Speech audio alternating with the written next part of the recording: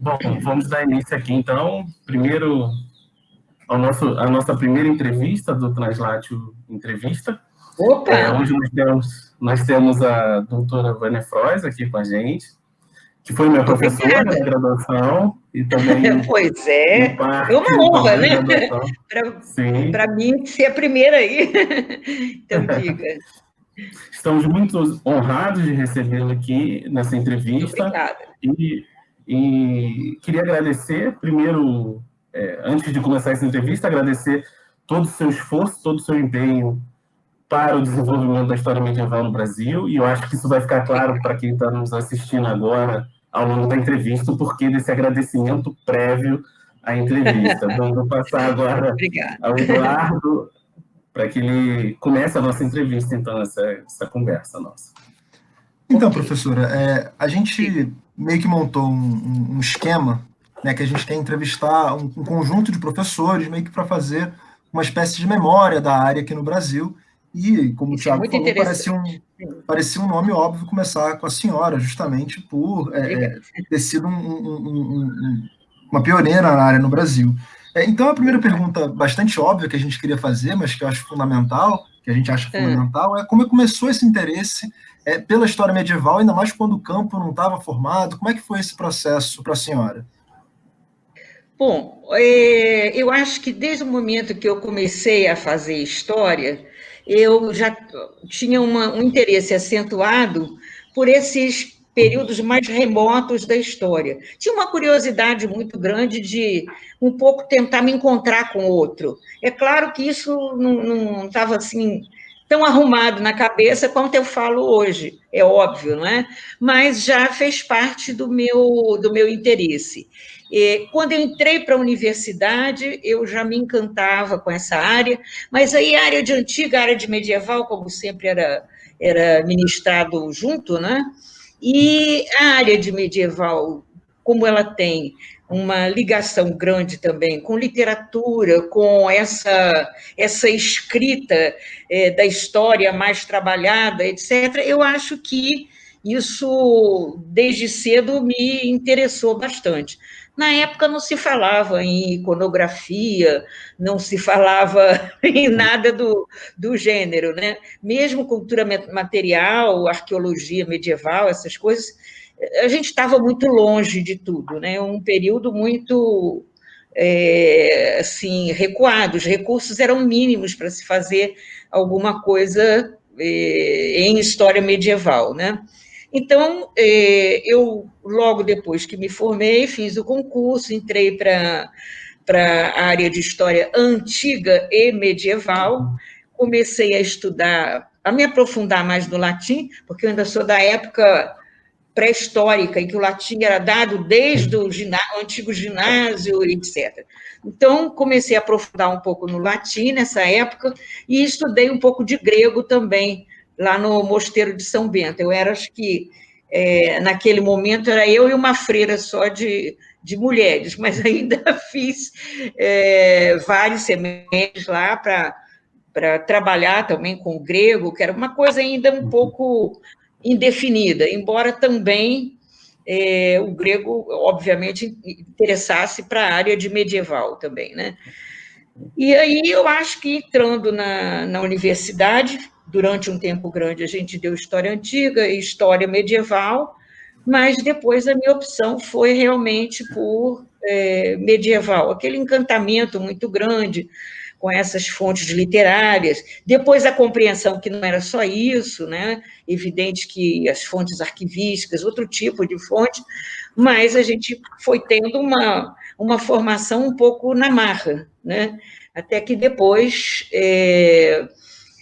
eu e Ciro resolvemos fazer a pós-graduação na área de história antiga e história medieval, aproveitando de alguma abertura na CAPES no momento, com o professor Hamilton, que era o nosso representante, também tinha uma ligação com a história antiga e a história medieval, e aí nós conseguimos começar, então, a fazer o curso, porque o nosso curso é o primeiro curso em pós-graduação, que é um curso específico do setor de antigo e medieval, porque havia antes outros cursos, mas era muito mais inespecífico, entende? A formação bem antiga. Claro. Naquela ocasião, diga, pode falar. Não, claro, claro. Assim, só para complementar, já que a gente já tinha programado fazer uma pergunta a respeito desse processo de criação do programa de pós-graduação em antigo e medieval. E aí, se a senhora puder falar um pouquinho como foi esse processo, se houve apoio dos colegas, como é que funcionou isso, a dificuldade de conseguir acesso a livros para a biblioteca, né, que é uma coisa que, inclusive, nós temos até hoje, em alguma medida, mesmo que sanada pela internet, né? Mas aí, se você puder dizer um pouquinho desse fundo de criação do nosso programa de pós-graduação, seria muito interessante para a gente. Então, na verdade, quando a gente propôs fazer o setor específico da pós-graduação, eu acho que nós fomos assim um pouco audaciosos, porque tinha muito pouca gente pelo Sírio Antiga e o medieval, às vezes um atuando lado a lado ali, e naturalmente a gente começou a formar as pessoas e integrá-las na medida do possível, né, pelos concursos, obviamente, e aí, nesse momento também, uma coisa que eu achei que foi interessante, nós tínhamos um latinista muito bom na Letras, professor Rosalvo do Vale, que infelizmente faleceu há pouco tempo. E esse latinista, então, se propôs a dar o curso de latim e um pouco de latim específico, né, da área de medieval. Então, nesse momento, não sei se nessa ocasião o Mário chegou a fazer, mas eu acho que ele ainda não estava no curso, não. E depois fizemos alguns convênios com os portugueses, porque a tendência nossa era, sobretudo, estudar história de Portugal, era o que estava mais próximo. E aí, nesse convênio, foi feito um convênio de troca de professores com a Universidade do Porto e depois de Coimbra. Então, nós recebemos aí com a Portucalense, que depois, eu acho que ela até acabou já. Era uma universidade particular, mas de muito boa qualidade, que tinha o professor Baqueiro Moreno, que estava nessa ocasião dirigindo também o Arquivo do Tombo, etc. Então, nós recebemos essas pessoas e depois alguns deles deram cursos aqui. O professor José Marques, que é uma figura muito interessante, é cônego da Sé de Braga, mas tem um grande conhecimento de paleografia medieval. Ele veio dar um curso, ficou aqui, e aí já deu aqueles princípios básicos da paleografia, trabalhando naturalmente com o material português, de Idade Média portuguesa. Mas foi uma coisa interessante. Depois veio a Maria Helena Cruz Coelho, que também deu um curso aqui sobre fontes, falou um pouco também da questão da escrita. A Maria Helena é uma grande historiadora, mas poucas pessoas sabem que ela é uma paleógrafa de primeira linha também, da velha escola de Coimbra, que formou e forma gente muito boa. E aí muitos portugueses vieram, a gente começou a mandar o pessoal também para Portugal ou para Espanha, em alguns casos, isso já num outro momento. Quer dizer, então, vamos dizer assim, o nascimento do curso foi por aí, a gente aproveitando o que tinha, abrindo os concursos, né, seleção, né? E também colocando áreas prioritárias e tal.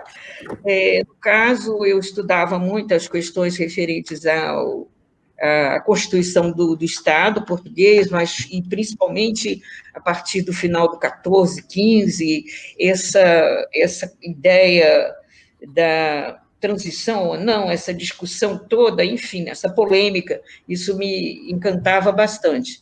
eu tinha feito a minha tese de doutorado no Teatro Vicentino, Teatro e Sociedade, etc.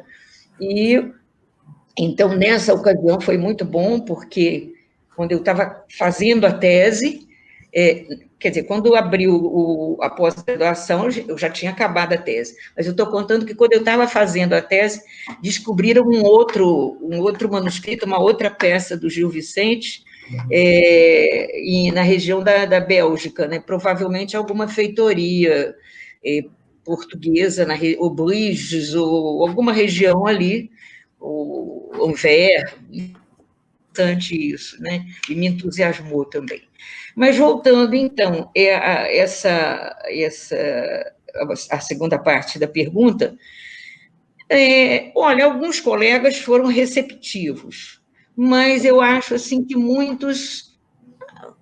Mas para que estudar história medieval aqui? A gente não tem história medieval, se a gente pode pegar alguma coisa de, talvez, uma memória da Idade Média aqui, mas não faz muito sentido.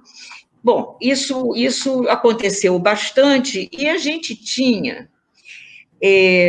aqui, naturalmente, sem dar muitos nomes, isso estamos falando de uma coisa mais ampla, mas em relação à história antiga e história medieval, foi muito complicado também, porque esse setor ele era muito marcado também pela presença de alguns professores, pesquisadores que tinham tido uma participação bastante complicada na ditadura, e lembrando que nós estamos, quer dizer, o momento da criação da pós em História Antiga e Medieval, a gente já estava saindo da ditadura, né?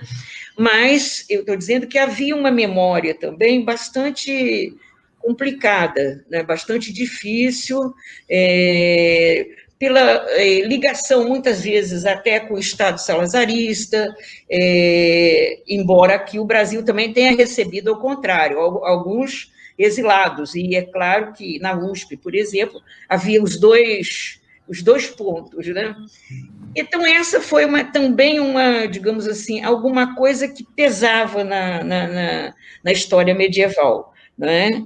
E aí, hoje eu acho que a gente tem um lado já bem considerado, firmado. Eu fui coordenadora da nossa pós, e é claro que no que pude dar o meu empurrãozinho, eu dei. Depois o Alexandre também está agora na coordenação, então eu acho que isso tem, é claro, que ajudado, sem desconsiderar qualquer outra coisa das outras áreas. E essa linguagem, isso tudo foi também, eu acho que a gente começou a consolidar a nossa seriedade, a nossa performance dentro do nosso grupo de pós-graduação como um todo. E essa questão de dizer, o Brasil não tinha Idade Média e que estudar a Idade Média no Brasil não tem nenhum sentido, é claro que essa é uma desinformação muito grande da história como um todo, não é?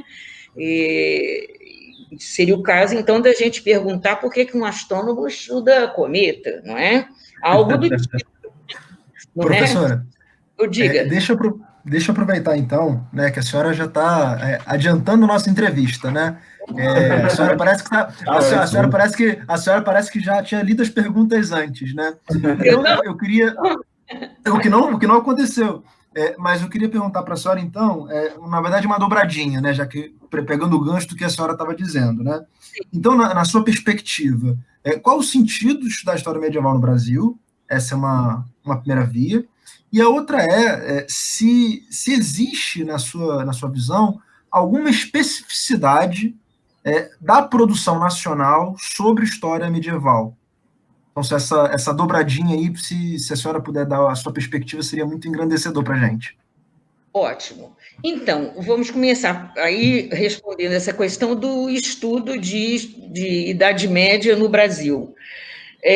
Como eu acabei de falar, essa é uma visão muito equivocada de um historiador. Eu acho que isso não faz nenhum sentido. Aliás, quando começam a falar que não se estuda, não tem sentido estudar a Idade Média no Brasil, eu falo só que todos os grandes movimentos da história começaram por coincidência com medievalistas, e Marc Bloch, Legoff, Deby e tantos outros, né? Então, eu brinco sempre dizendo isso. Mas eu acho que é de grande importância, sim. Em primeiro lugar, estudar a Idade Média portuguesa, não estudar os nossos antepassados, nada disso aí, mas exatamente a ligação muito grande que existe na própria Constituição da nossa identidade, da nossa história, etc. Esse é um ponto. Mas o ponto maior é quer dizer, no meu sentido, é o que a história medieval propicia, e tinha, eu acho que esses outros sentidos equivocados acabaram, como eu disse, influenciados por questões políticas ainda e tal. Na verdade, empobrecia muito a ausência total de uma história medieval de grande porte, e não aquela que muitos propiciavam. Bom, por quê? Porque a história medieval, quer dizer, como toda história, ela tem um sentido humanístico, ela tem um sentido super importante do entendimento das sociedades como um todo. Mas tem uma coisa que eu acho muitíssimo interessante. Essa história que parece muito remota, mas que, ao mesmo tempo, propicia encontros com o historiador, também eu acho que ela constrói alteridades, ela constrói entendimentos de mundo que são extremamente interessantes. Por exemplo, eu vou citar um livro do Paulo Suntor, vocês devem conhecer, né? Escreveu A Medida do Tempo, escreveu um livro chamado Parler du Moyen Âge.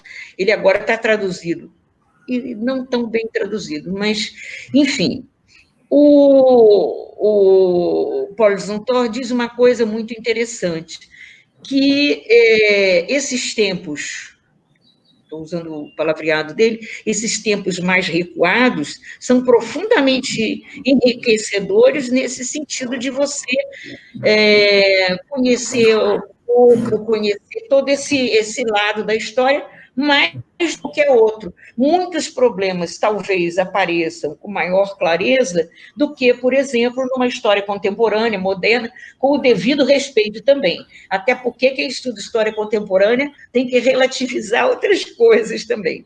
Mas o que eu estou falando? Então, o Suntor diz uma coisa muito interessante, que esse estranhamento que a gente tem, ele muitas vezes, né, dá aquele choque, aquela necessidade de aproximação.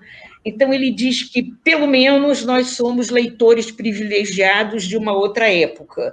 Quer dizer, a gente propicia encontros, mas com a consciência clara de que não há uma verdade absoluta, nada disso. Mas ele diz duas coisas muito bonitas. Uma, que, em relação à história medieval, às vezes parece que a gente está num mundo tão próximo da gente, perto da gente, que a gente diz, é como o nosso. Mas aí ele mostra e chama atenção para as armadilhas disso, porque às vezes a gente diz assim, aqui está um déjà vu. Então, essa é como o mundo da gente, que às vezes é tão próximo que a gente pensa que pode já colocar nesse código nosso de sociedade. Então, ele chama isso, ele divide a alteridade relativa e a alteridade absoluta. Ele diz assim, para eu estudar Egito, esse estranhamento é tão grande, é tão absoluto, não é? Porque é tão diferente, que isso me propicia esse estranhamento, essa procura do outro mais facilmente. No caso de medieval, por exemplo, para nós ocidentais, não é? Ou do outro lado do Atlântico, mais ocidentais, essa dificuldade aparece não só no estranhamento, mas exatamente no que ele chama de déjà vu. Né? Então, eu acho que não é à toa que historiadores como o Bloch, que eu já acabei de citar, né, e tantos outros, acabam exatamente pensando em coisas que talvez um outro setor cronológico da Idade Média ofereça maiores dificuldades. Bom, então, eu acho que faz sentido como história mesmo, nós somos historiadores, né? Medievalistas, nós somos historiadores como qualquer outro, né? E aí, eu tinha sonhos né? Parece que eu vou viver 1000 anos, mas não é o caso, mas assim, da gente, inclusive, integrar grupos diferentes, até de outros setores cronológicos, etc., para a gente discutir algumas questões, né? Por exemplo, a questão do Estado. Eu estou falando porque a gente está trabalhando agora com o curso, começamos agora sobre isso. E, enfim, tantas outras coisas. Escravidão, por exemplo, é muito interessante que a gente pudesse perpassar toda essa rede, não é? Essa ideia de uma história mundial, história em rede, etc. Né? Então, eu acho que digamos assim, esse motivo para estudar a história medieval no Brasil faz parte como estudar qualquer outra coisa. Por que japonês estuda história do Brasil, americano estuda história do Brasil? Quer dizer, é uma visão muito, eu diria assim, demodé pensar a história desse jeito, né? Bom, aí você, na segunda parte, quer dizer, se a gente já tem um setor específico da produção de Idade Média no Brasil, eu acho que a gente está formando uma massa crítica. De um lado, a gente tem ainda aquela velha abordagem, né? Medeia e Morgana, como princesas desse mundo, tem a princesa, aliás, mas, enfim, como feiticeiras, etc., uma história, digamos, nem diria que é história, e muitas vezes comprometida com as mídias. Eu acho que esse é um aspecto que a gente tem que pensar muito, mas eu acho que a gente está formando uma massa crítica de boa qualidade. Eu acho que nós aqui, tanto o Translaço como o escritório, nós estamos contribuindo, inserindo em universidades para dar aula, enfim, aí espalhados já pelo Brasil. O pessoal lá da CAPES fica meio zangado porque diz que nós colonizamos o Brasil para a história medieval. Né? Eu acho que isso é importante. A gente tem aí bons trabalhos da área de história econômica, por exemplo, entre os quais eu citaria as questões do Translaço, de história política, de constituição da história política, do imaginário político, que eu acho que é mais uma especificidade do escritório, não que não tenha, de um lado e de outro, questões. Né? Mas eu acho que a gente está formando uma massa crítica muito boa. E acho que os contatos agora, né, que a gente tem com os professores portugueses, franceses e ingleses, né, aí faltam algumas coisas, não sei se vocês queriam perguntar depois, que eu falo demais, mas vamos lá. Não, que isso. Em relação a esse último ponto que a senhora estava tratando, a gente tem visto, assim, eu diria nos últimos 20 anos, principalmente, uma grande renovação, né? A história medieval tem vivido vários giros, né? O giro espacial, o giro global, né? O giro digital. E aí eu queria saber, assim, como é que a senhora avalia essas grandes modificações que existiram, né, nesses últimos anos, né, que impactaram na própria forma como a gente estrutura a nossa pesquisa, né? Eu fiquei imaginando aqui Talvez na época, lá em 88, para acessar um documento, a senhora tinha que sair da sua casa, ir até o Real Gabinete, lançar o livro lá. Hoje a gente consegue baixar aqui o documento que a gente vai usar no nosso computador. Sem nenhum problema. Ir para minha piscina, estudar na minha piscina, vendo um documento medieval. Então, isso muda completamente a forma como a gente acessa esse passado. E a gente ainda não tem uma grande reflexão a respeito disso. Né? E aí, se a senhora puder assim, dar um vislumbre, um balanço, de como a senhora tem interpretado esses movimentos. Bom, pensando um pouco, né, aí na pré-história, voltando para a pré-história, né, é muito difícil até para vocês entenderem um mundo em que a gente não digitava a tese, a gente não tinha, evidentemente, internet, as fontes eram muito poucas, existia alguma coisa na USP, alguma coisa no Real Gabinete, mas com uma dificuldade imensa para se pesquisar, porque as coisas estavam catalogadas de modo ainda do século XIX, quase, né? Existia uma coisa chamada ficheiro antigo e ficheiro novo. Às vezes eles se misturavam, era uma loucura. Bom, hoje ele está digitalizado, é completamente diferente. Mas fez uma diferença muito grande mesmo. A presença, naturalmente, dessas novas mídias, plataformas, etc. Hoje a gente pode acessar qualquer documento, não só no Real Gabinete, mas qualquer lugar do mundo, não é? Eu acho que é bastante interessante. Você hoje tem cursos, você tem documentos, enfim. Por exemplo, em Idade Média portuguesa, você tem as chancelarias todas online. Isso não existia. Eu lembro que no início dos anos 80 eu fui a Portugal, paguei uma fortuna para ter um pouco das chancelarias de Dom João II, mas como ninguém tinha pedido aquela parte, então eu tinha que pagar aquela parte que eu estava pedindo. Quer dizer, nem era digitalizar, era copiar, né? E aí depois ficou lá, todo mundo podia depois copiar. Só que aí, para mostrar a integração dessas mídias todas, o acesso às fontes é a primeira grande mudança, né? O acesso a tudo, as fontes, e a cada dia com inovações. Eu acho que isso é importante.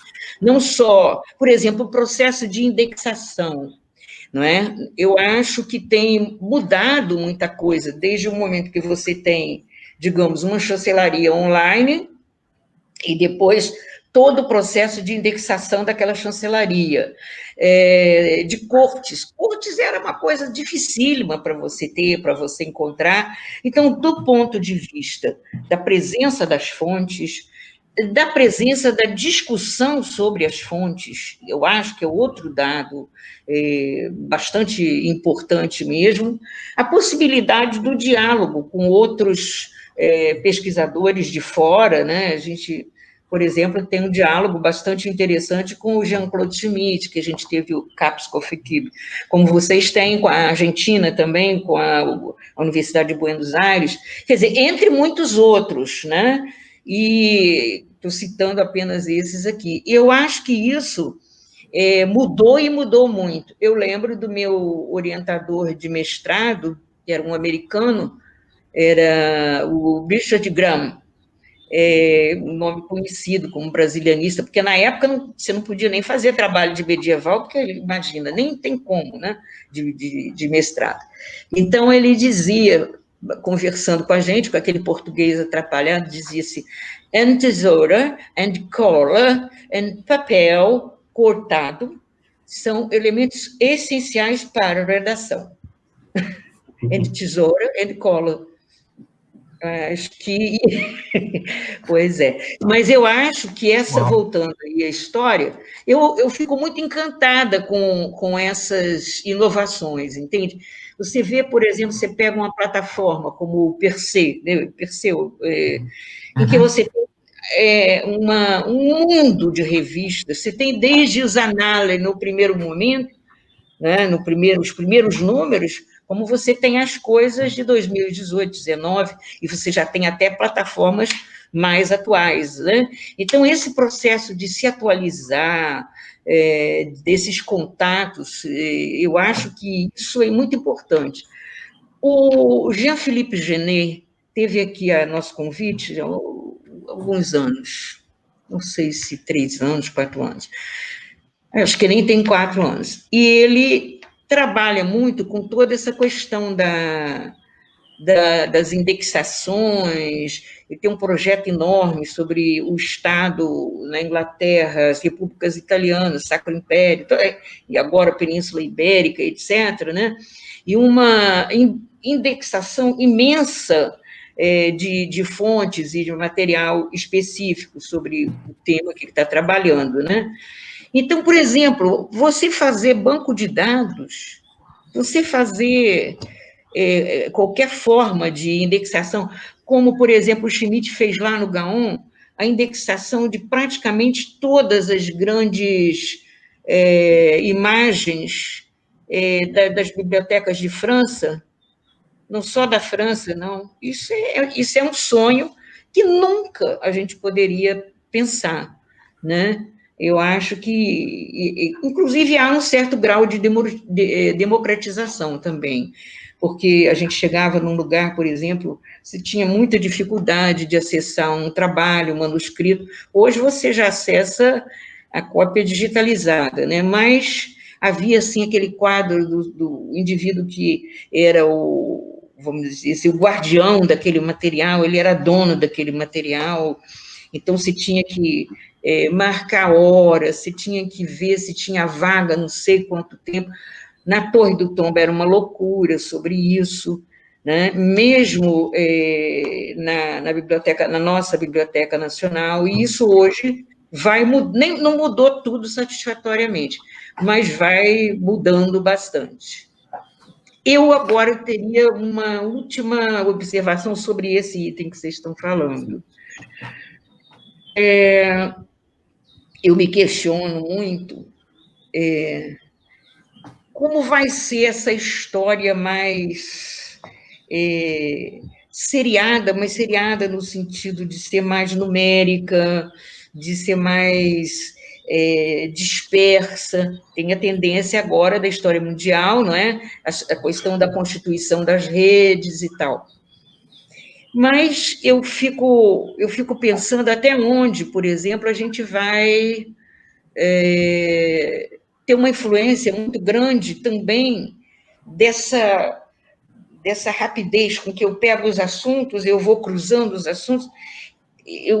Aí, nesse sentido, eu sou um pouco medieval. Onde é que está o tempo para mastigar, como diziam os monges na Idade Média, para pensar, Então, entendem o que eu falo? Eu acho que isso aí, o aspecto que é maravilhoso de todo o acréscimo da internet, mas, digamos que eu, por enquanto, estou igual aos mineiros, assuntando. É o papel da imaginação do historiador, né? O papel da imaginação, da criatividade, que é algo que um simples computador, um programa não vai resolver, de fato. Isso, exatamente, não é? Exatamente. E as coisas que eu destaco, ponho do banco de dados, faço o índice daqui, dali, vou seriar, aí eu fico pensando esse tempo mais eu chamo de tempo de gaveta. Eu não sei se isso é importante, né? Mas eu acho que há muita coisa boa acontecendo, né? Professora, a senhora tem décadas e décadas de experiência e de atuação docente na UF. E, de certa forma, formou uma grande quantidade formou o campo, na verdade, né, nos anos 80, 90. Então, eu queria pedir para a senhora fazer uma avaliação do seu papel como docente na graduação, na pós-graduação, como orientadora, para a constituição do campo no Brasil.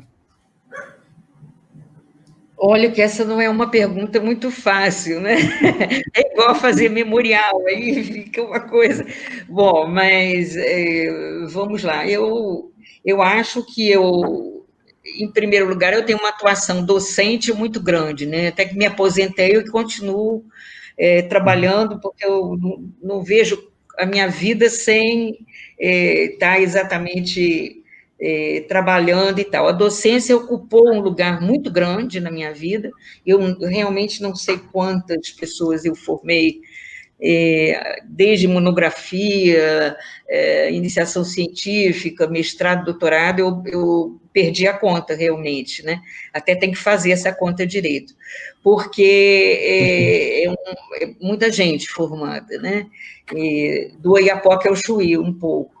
Então, aí eu acho que é muita gente, digamos assim, alguns tiveram sucesso na área e tal, outros já, enfim, nem tanto, talvez não tivessem o mesmo talento, digamos assim. Eu acho que a minha presença na graduação, né, essa luta, essa briga toda pela história medieval, pela história de tempo recuado, mas que eu e o Ciro também lutamos muito juntos nessa parte, quero lembrar bastante isso. O Ciro era uma pessoa assim, vamos fazer isso? Vamos, vai embora, ele trabalha com o que for, né? Eu sempre falo dele no presente. Bom, então eu acho que esse papel da luta pela área, por existir, por ter boa qualidade, por não entrar naquela coisa, vamos dizer, tradicional, aquela história política, aquela história das instituições, factual mesmo, ou então, por exemplo, algo que é inerente à parte da Idade Média, esse material geográfico, que é um material belíssimo, inclusive para se trabalhar com antropologia, etc., era visto assim muito como aquelas vidas de santo, quase que como um exemplo para catequizar, entende? Quando hoje a gente trabalha todo o material geográfico e tudo de outro modo, né, evidente, né? Então eu acho que eu também não fiquei, vamos dizer assim, parada. Eu durante muito, é difícil a gente falar da gente, né? Eu me obriguei, ao longo de toda a graduação e depois da pós, de dar sempre um curso novo, porque isso me obrigava à atualização e obrigava a estudar. Claro, a gente sempre estuda, né?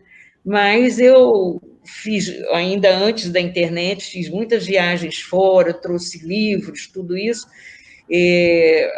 Foi a primeira vez que se leu o Legoff aqui no Brasil, que eu introduzi o Legoff e o Gibi, né? E quando eu cheguei lá, eu li, eu fiquei encantada, é isso que eu quero fazer.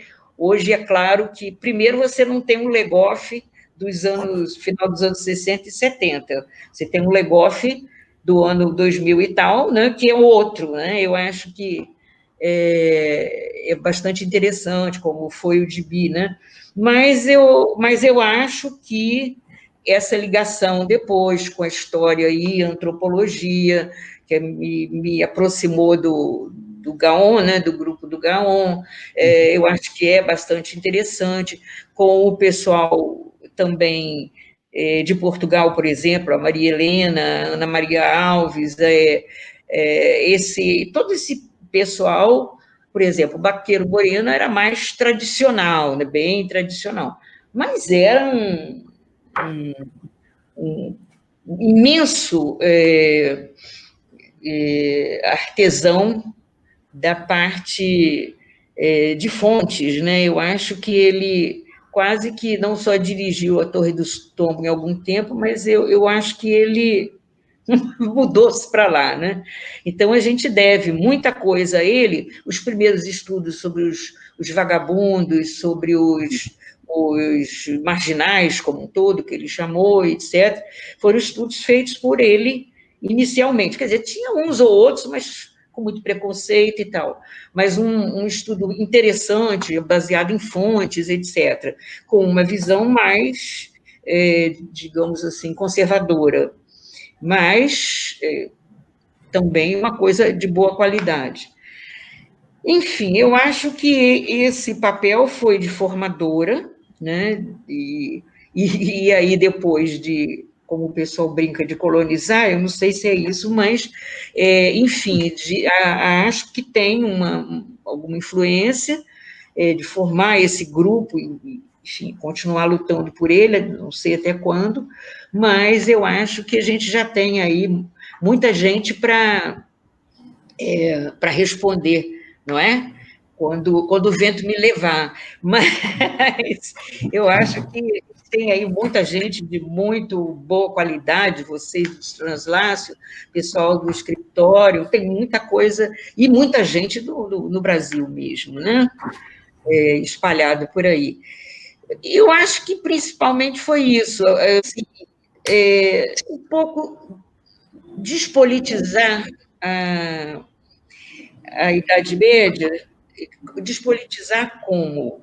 No sentido de, a Idade Média é uma história como outra qualquer. É importante estudar a história como se estuda qualquer outra história do Brasil, contemporânea, etc. Nesse sentido, então, de despolitizar, eu acho que não é um termo bom, mas seria, assim, de tirar a Idade Média desse ranço, né, que havia, e colocar num outro patamar esse estudo. Eu acho que eu tive alguma influência sobre isso, né, da chegada desses livros, ainda dos livros, que eu não tinha artigo, muita coisa desse tipo, desses livros sobre os estudos do imaginário, estudos de ideologia, a crise das mentalidades, né, etc.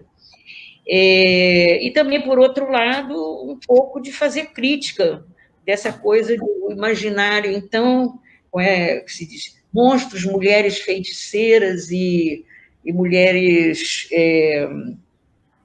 feministas, tem umas besteiras assim, e tem até hoje, é difícil. Então, eu acho que esse papel a gente vai devagar também, tentando mudar um pouco esse aspecto. Eu acho que isso foi um papel também importante como um todo, né? Bom, e aí? Vamos lá.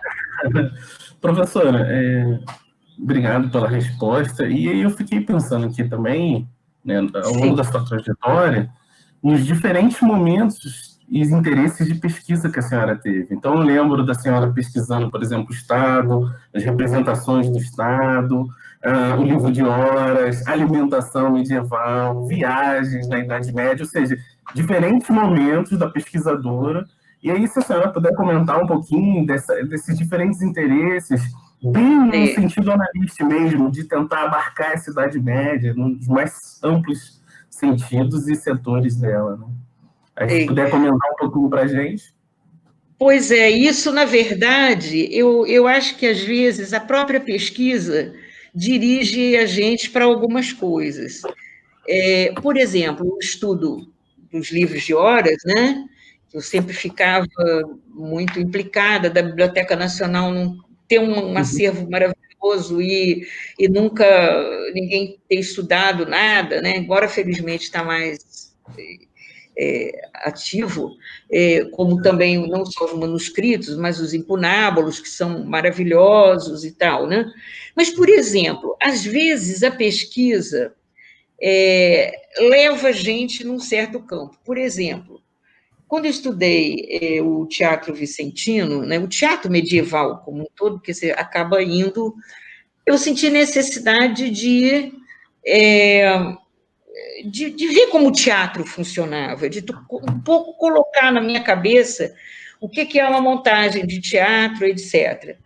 E eu tinha um amigo que fez uma ponte comum, na ocasião, a Escola Martins Pena de Teatro, que hoje está praticamente acabada, né, era dirigida pelo José Wilker, que é uma figura muito assim, animada também, então me chamou para dar curso lá, aí eu comecei a perceber um pouco, aí a gente discutia as coisas, queríamos até fazer um auto aqui em Niterói, né, na igrejinha de São Lourenço, enfim, mas aí começamos a pesquisar isso, então uma coisa importantíssima das discussões com esse pessoal e com historiadores, evidentemente, com leitura, era a questão de como colocar uma peça de pé.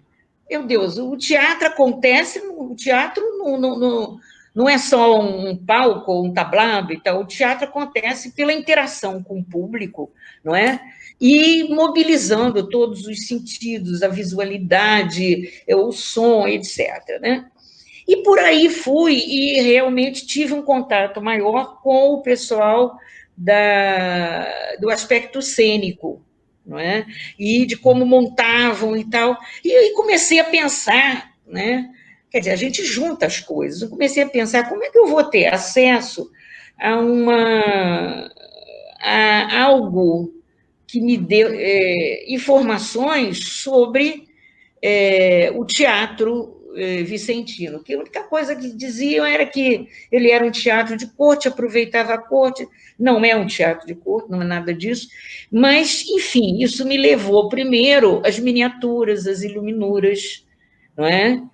Porque a gente não dispunha, nesse momento, e tem até hoje muita pouca coisa, a não ser a didascália, que é onde ele anota, aí entram pastores cantando, vestidos de pastores cantando, alguma coisa desse tipo, mas a cena do aspecto visual, a gente não tinha quase nada. Então, eu acho que, nesse sentido, eu fui levada um pouco pela própria pesquisa, bocado de curiosidade, e bocado também, aí, nesse momento de se começar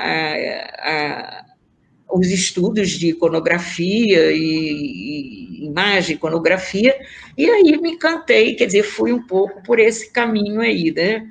E assim como eu acho que a questão da alimentação é outra questão que está em voga, né?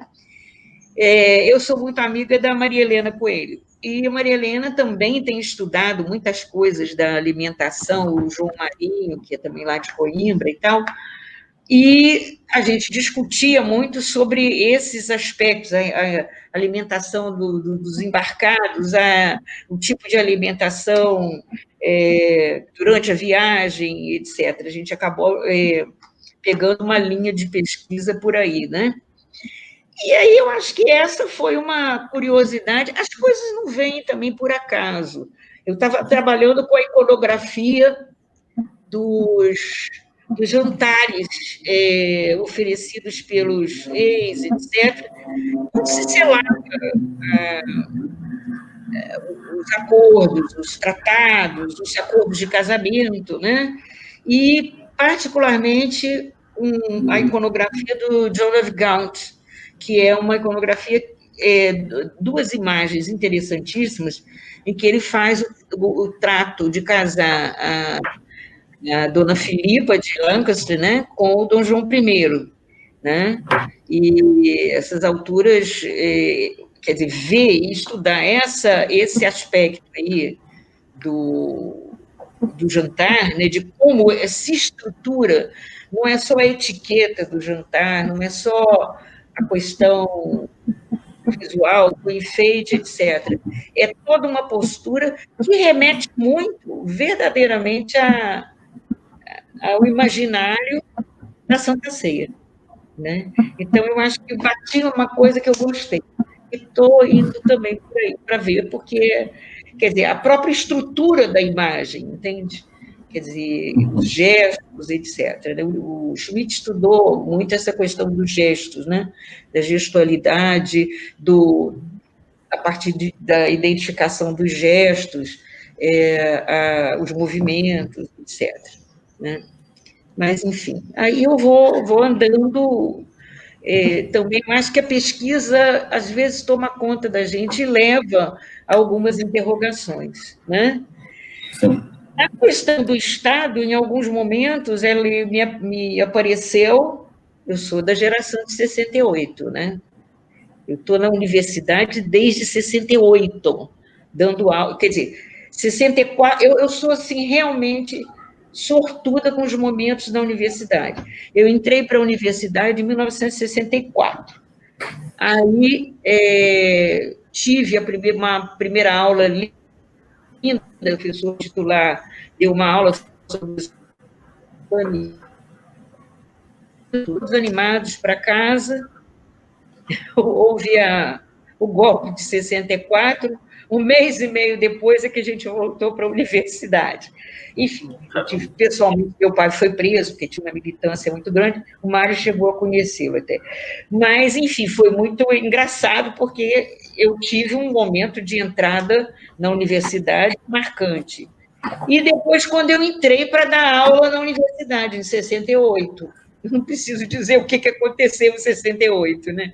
AI-5, passeata de todo jeito, enfim. Foram momentos muito interessantes, entre aspas, né? Enfim, eu acho que a questão do Estado em si, o Estado, a cidade, vieram exatamente nesse momento que, primeiro, em 60, particularmente em 68, eu comecei a pensar nisso e tal, e depois em outros momentos, né? O papel da realeza, o papel da figura régia, né? E aí com a propaganda, porque uma coisa que eu descobri na tese é que Gil Vicente não era simplesmente um dramaturgo. Na verdade, ele era uma espécie de articulador de toda a exibição do rei, do Dom Manuel. Ele era quer dizer, aí a propaganda régia, não é? A gente tem, por exemplo, os espanhóis trabalhando com isso, os franceses, os ingleses não, os americanos até, com essa questão da exibição, né? Como diz o Valandier, do poder do palco, né? Então, também foi uma coisa que enfim, me interessou, me puxou. E agora, ultimamente, eu acho que todos esses acontecimentos, o desmanche do Estado, o sufoco todo que a gente vive, a quebra de toda o poder da opinião pública, da sociedade civil, eu acho que é uma coisa que está levando a gente, né, desse outro golpe, a se interrogar muito o que é isso, né? E a quantas vamos, né? Aí é claro que não é uma coisa medieval propriamente, mas que formas de representação existem, além dessas que a gente conhece, né? Será que a gente vai ter uma outra forma de escolha, quer dizer, pensando no papel da internet, no papel, quer dizer, como é que vai ser isso? Então, eu acho que são questões que o atual nos leva também a interrogar, né? Lembrando sempre que ter cuidado com o anacronismo, né? Que não é bem o caso. Mas é o que leva a gente a pensar, não é? Naturalmente. Tocando nesse assunto do anacronismo, professora, que é uma coisa que a gente estava ouvindo muito no começo da graduação, né? Qual seria, então, na sua perspectiva, né, para a gente poder encerrar essa nossa conversa, qual seria, então, na sua perspectiva, algo que fosse assim, indispensável para alguém que está chegando agora, querendo começar a estudar história medieval, o que é, assim, indispensável mesmo? Pois é, eu tenho muita pena de não dar aula para primeiro semestre mais, mas eu acho que é uma coisa interessante. Primeiro, a gente fazer uma espécie de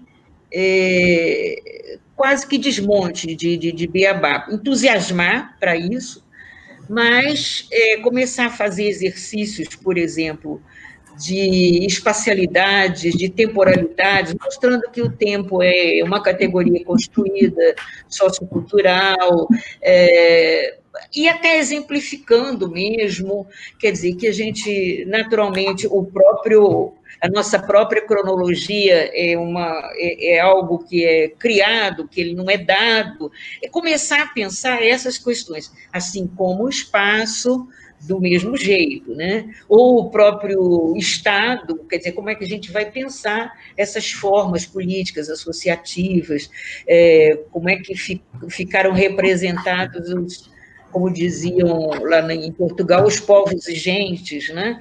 Eu acho que isso é uma coisa que seria, digamos assim, quase que um primeiro desmonte. Por exemplo, eu estava já, acho que na terceira semana de aula, fazendo um pouco esses exercícios, né? O papel das comemorações, por exemplo, esses aspectos cítricos, cíclicos, por aí vai. Aí eu falei assim, gente, vocês sabem que a Cleópatra está muito mais perto da gente do que os faraós das pirâmides. Como? Ela também era do Egito. Eu falei assim, não, você tem o início, 3.000 e tanto, né, o início das mastabas, né, e até chegar ao período helenístico, lá se vão quase 4.000 anos, 3.000 e tanto. E nós só temos agora uma distância de 2.000, nem 2.000, porque ela já pegou, 2.000. Então, como? Quer dizer, ela se separa das pirâmides com o dobro da nossa distância dela. Quer dizer, esse tipo de coisa e de exercício, digamos assim, de um pouco mexer com esses estereótipos, com essas coisas que são dadas, eu acho que é muito importante. É fazer pensar, é a primeira coisa, não é? É fazer pensar e aí um pouco também limpar o campo no sentido do comprometimento com as mídias, né?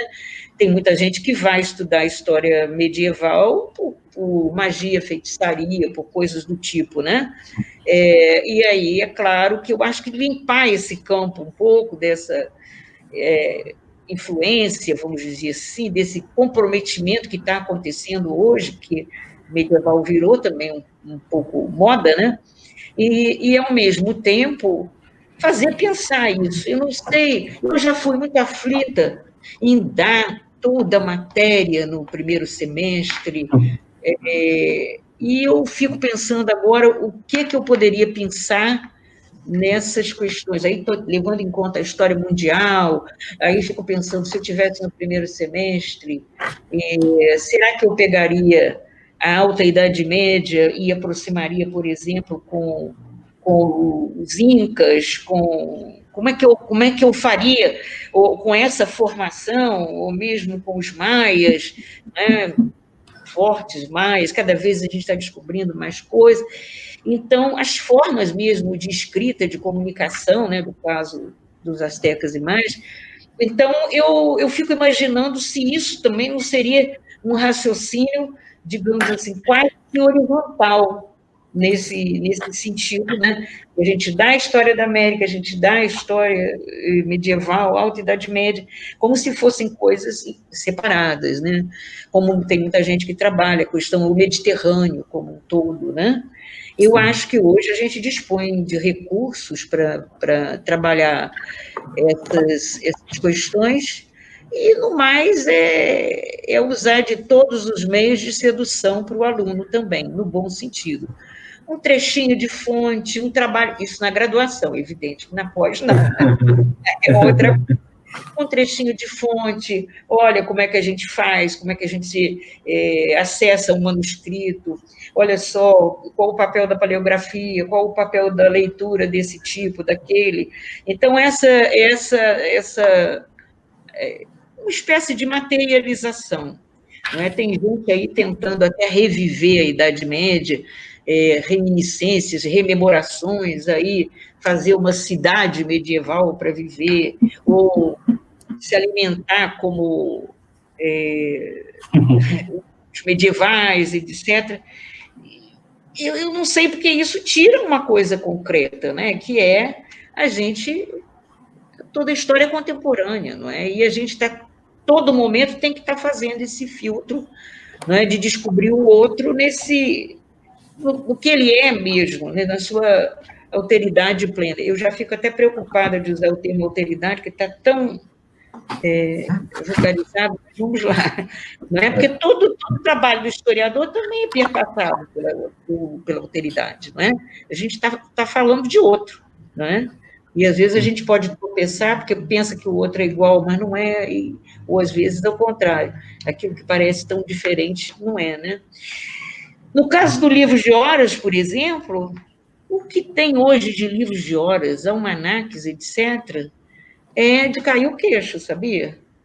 E uma permanência total desse aspecto da oração, de como faz a oração individual, etc., etc., né? Só que não tem o recurso suficiente para fazer um livro com ouro, como se fazia, pedras, etc.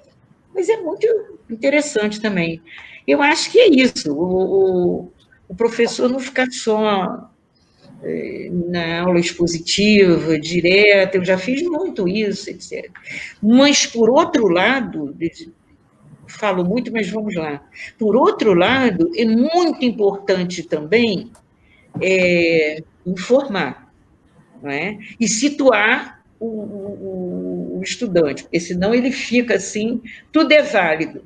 A gente pode relativizar tudo, a gente pode... Não, tem um momento, até eu e Maria Helena conversamos muito sobre isso, ela diz, primeiro tem que montar para depois desmontar, entende? Então, em algum momento, eu tenho que dar algumas informações, né, para que eu até possa lidar com esse material, com o desmonte, etc. Né? Enfim, é muito fascinante, eu gosto muito. Não é? Bom, professora, a gente agradece, então, imensamente essa oportunidade dessa conversa aqui com você, dessa conversa compartilhada, e, enfim, que a gente possa sempre agregar e ampliar essas trocas e que elas cada vez sejam mais difundidas, né? E a internet acaba tendo, como a gente estava discutindo, um papel nessa democratização, nessa possibilitar essa difusão maior. Eu acho que isso é muito, muito interessante. Essa ideia de fazer a memória, eu acho perfeita, entende? Acho muito, muito positiva essa ideia de vocês. Acho que bem interessante mesmo. Que bom, né? E que bom que vocês estão tomando essa iniciativa e vamos em frente. As trocas serão feitas. Eu acho que isso vai ser muito, muito interessante. Numa época, por exemplo, parecia que os dois laboratórios estavam muito opostos, etc. A gente pode ter visões diferentes, mas em determinado momento se junta, em determinado momento são outras questões, mas que bom que seja assim, né? Porque pior é ser tudo igual, né? Professora, muito obrigada. Muito obrigado por essa parte agradável e, com certeza, vai ser muito interessante para todo mundo que nos assistiu e que vai nos assistir ainda, né? Como dizem na internet, né? Bom dia, boa tarde, boa noite, né? Porque a gente não sabe qual horário. Pois é, olha, eu é que agradeço essa oportunidade de lembrar um pouco, né? Como diz o samba, recordar é viver, né? É isso aí, gente. Muito obrigada também de vocês lembrarem, tá? Bom, para quem então nos acompanhou aqui nessa entrevista, um grande abraço para vocês. Espero que tenha sido muito agradável em diversos níveis. Aprendemos bastante nessa tarde. E a gente se vê no próximo Translate Entrevista. Um grande abraço. Um abraço. Tchau, tchau. Obrigada.